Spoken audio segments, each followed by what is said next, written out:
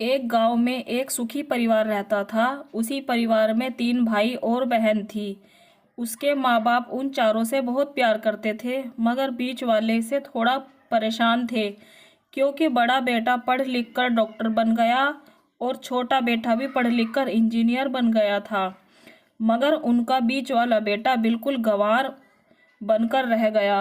अब उनके बड़े और छोटे बेटे की शादी भी हो गई थी और कुछ महीनों बाद ही उसकी बहन की भी अच्छे घराने में शादी हो गई थी।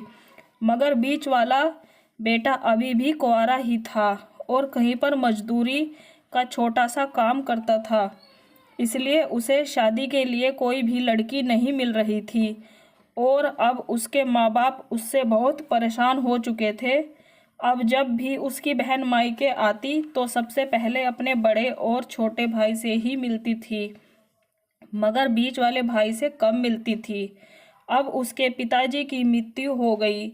उसकी माँ ने सोचा कहीं अब किसी के मुंह से बंटवारे की बात ना निकले, इसलिए माँ ने अपने बीच वाले बेटे की शादी एक सीधी सादी लड़की से करवा दी।